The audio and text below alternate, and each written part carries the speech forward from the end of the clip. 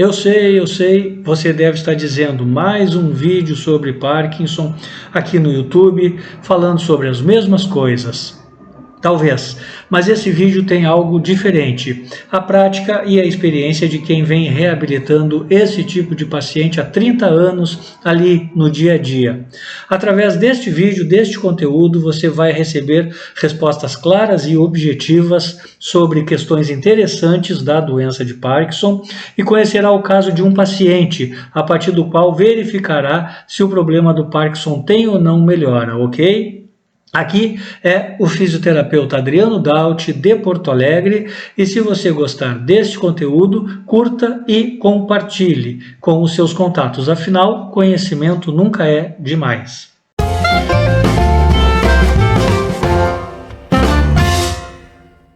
Afinal, é parkinsonismo ou doença de Parkinson? Parkinsonismo é o nome amplo onde se enquadram diversas doenças causadas pela diminuição da produção ou da circulação do neurotransmissor, dopamina, no encéfalo. Entre estas patologias está a própria doença de Parkinson, sendo cerca de 80% dos casos, mas também outras como as induzidas por medicamentos, por infecções ou por degenerações de neurônios específicos. E o mal de Parkinson? O termo correto e mais usado atualmente é doença de Parkinson.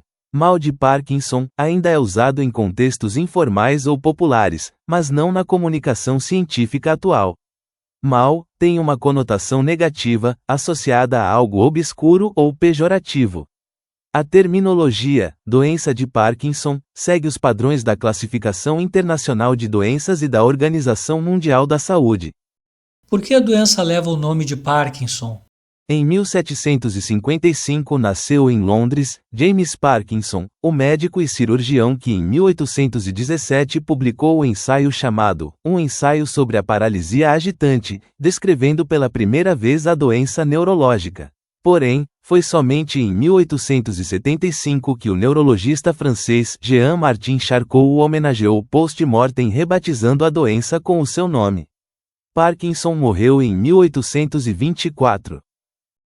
E hoje, como a doença de Parkinson é caracterizada? A doença de Parkinson possui um complexo sintomático com 6 características básicas, que são rigidez muscular, bradicinesia, acinesia, hipocinesia, postura fletida típica, perda dos reflexos posturais, fenômeno da parada, congelamento, freezing, tremor de repouso. É possível entender melhor cada um dos sinais e sintomas? A rigidez muscular é o aumento de tônus em todo o corpo, aparece o fenômeno da roda denteada.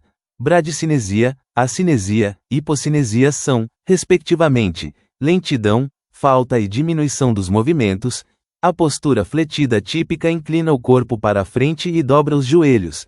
A perda dos reflexos posturais leva à incapacidade de se reequilibrar a fim de evitar quedas.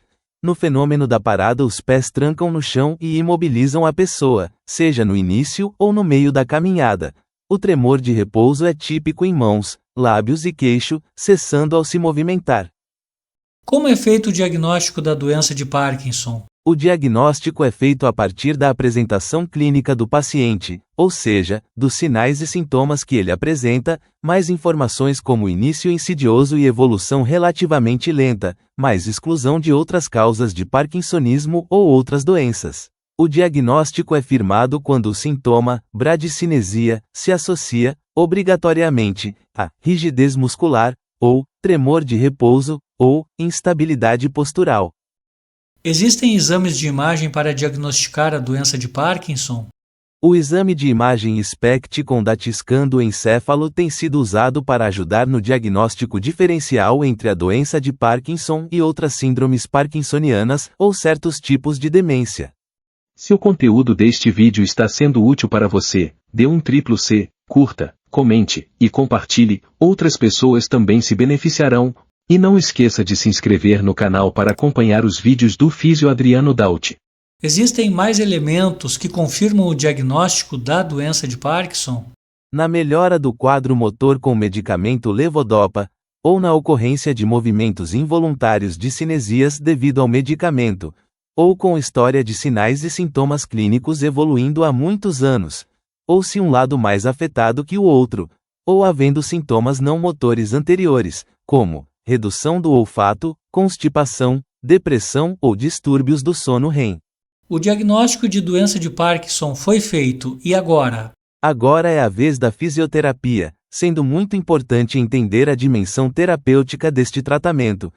Funciona para reduzir o quadro de disfunções que o paciente apresenta e não é somente um paliativo. O resultado físico é amplo, global e eficaz a curto, médio e longo prazo, podendo se estender por um período bastante aceitável, devolve qualidade de vida ao paciente, se caracterizando como um dos tratamentos primordiais para a doença. E o que está por trás da benéfica atuação da fisioterapia na doença de Parkinson? As dificuldades de movimentos têm uma causa bem determinada, que é a redução na produção e na circulação de dopamina. Existe uma ligação entre a dopamina e a fisioterapia, que provoca a ativação e a melhora dos movimentos. Como explicar esta ligação entre a dopamina e a fisioterapia? A prática e a experiência mostram que o remédio fisioterapia melhora os movimentos por acréscimo de dopamina e não apenas por melhora muscular. As técnicas de fisioterapia são capazes de induzir o cérebro a produzir dopamina ou pelo menos se utilizar da dopamina existente. Tal efeito realmente acontece? É de fato possível? Vamos ver rapidamente o relato de caso de um paciente. A mágica da fisioterapia. Todos sabem que a doença de Parkinson causa uma grande paralisia do corpo, ainda mais quando os sintomas principais são a rigidez e a chamada acinesia, que é a ausência de movimentos automáticos, sempre esses sintomas causados pela diminuição drástica do neurotransmissor dopamina. Os medicamentos químicos que formam a base do tratamento para a doença envolvem levodopa, uma substância que faz o papel da dopamina e que consegue devolver graus de movimento ao paciente por algum tempo, enquanto está ativa no organismo. Agora vejam o seguinte, na prática deste fisioterapeuta, a experiência mostra que a média dos pacientes com Parkinson, por um lado, quase nunca tem paralisia total quando estão sem o medicamento, e por outro lado, quase nunca tem a volta total dos movimentos com a medicação. Eu diria que numa escala de 0 a 100, ocorre uma variação entre 30% e 70% do movimento, ou seja, sem medicamento permanece em 30% da capacidade de se movimentar. E com o medicamento, esta capacidade pode chegar a 70% daquela que seria a movimentação normal. É uma média empírica que eu faço. Um paciente, o qual vou chamar aqui de Parker, tinha um quadro diferente da doença, um quadro atípico, pois quando estava sem medicamento, ao invés de ficar naquela média de 30%, ficava com no máximo 10% de movimentos, muito paralisado mesmo. E, quando medicado, recuperava 100% dos movimentos, conseguindo realizar ações como caminhar sozinho, subir e descer escada, ir na academia, dirigir carro, enfim, ficava normal, o que é bem incomum. Passando o efeito do medicamento, voltava para 10%, ou seja, ou tinha muito movimento ou praticamente nenhum. Ao iniciar a fisioterapia comigo, solicitei a ele que me esperasse sempre sem medicamento, ou seja, com toda a dificuldade de se movimentar, com a paralisia em seu grau máximo. E o que acontecia era fantástico. Ao final da sessão, ele havia conseguido realizar tudo aquilo que realizava quando estava medicado, e até mais, pois dava voltas na quadra, conseguia correr, sempre equilibrado e praticamente sem nenhum risco de quedas maiores. Seus movimentos voltavam com muita fluidez, e este resultado persistia por um tempo razoável após a sessão. O caso de Parker é marcante, pois mostra que os exercícios físicos direcionados, próprios e especializados, conseguem, de alguma forma, produzir ou se utilizar da dopamina natural que ainda existe no cérebro, permitindo quase que uma mágica do fisioterapeuta, que é estimular alguém com grave paralisia parkinsoniana a possibilidade de movimentar-se outra vez, mesmo que não de forma definitiva e mesmo que somente por algum tempo. Então, a fisioterapia substitui os remédios? Não, não é este o objetivo. Os medicamentos têm os seus resultados benéficos há muito comprovados, bem como a fisioterapia. Assim, medicamentos e fisioterapia formam uma parceria imprescindível. Isso é tudo, pessoal. Obrigado por ter chegado até aqui e caso tenha gostado do conteúdo, curta, comente e compartilhe com os seus contatos, ok? Vai, um grande abraço.